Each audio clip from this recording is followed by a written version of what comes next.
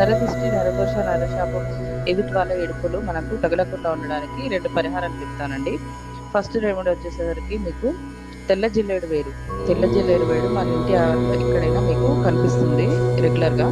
So, ఆ తెల్ల జిల్లేడు వేరుని తెచ్చుకొని ఏదైనా మంచి రోజు తెచ్చుకొని మంచిగా శుభ్రంగా కడగాలండి.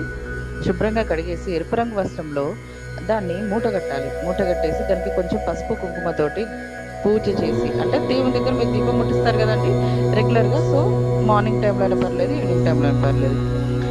సో, దీపం ముట్టించాక మీరు దానికి కొంచెం ధూపం గూడా చూపించండి. అలాగే ఒక పుష్పం గూడా దానిపైన పెట్టేసి చక్కగా ఎదుటి వాళ్ళ దిష్టి, నరఘోష, నరపీడ, నరశాపం తగలకుండా ఉండాలి అని చెప్పేసి మొక్కుకోండి మనసులో. అది తీసుకొని మీరు చిన్న మేకు కొట్టండి.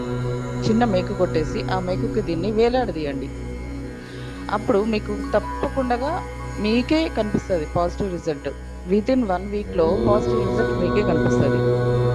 అండ్ రెండో రెమెడీ వచ్చేసి తెల్ల జిల్లేడు వేరుని మనం తాయెత్తులో కుడి భుజానికి లేదా కుడి చేతికి ఏదైనా ఒక మంచి రోజు చూసుకొని దాన్ని సేమ్ ఇప్పుడు నేను చెప్పిన ప్రాసెస్ ఏదేంటంటే దేవుని దగ్గర మార్నింగ్ అయినా సరే, ఈవినింగ్ అయినా సరే దీపం ముట్టించేసి చక్కగా పసుపు, కుంకుమ దానికి పెట్టేసి మాకు ఎదుటి వాళ్ళ నుంచి ఎటువంటి నరఘోష, నరపీడ, నరశాపం, ఎదుటి వాళ్ళ దృష్టి దోషాలు మాకు తగలకుండా ఉండాలని మొక్కుకొని, మీ ఇష్టదైవంకి ప్రార్థించి, అది తాయెత్తులో మీరు ఆ తెల్ల జిల్లేడు వేరుని పెట్టేసుకొని, చక్కగా కట్టుకోండి.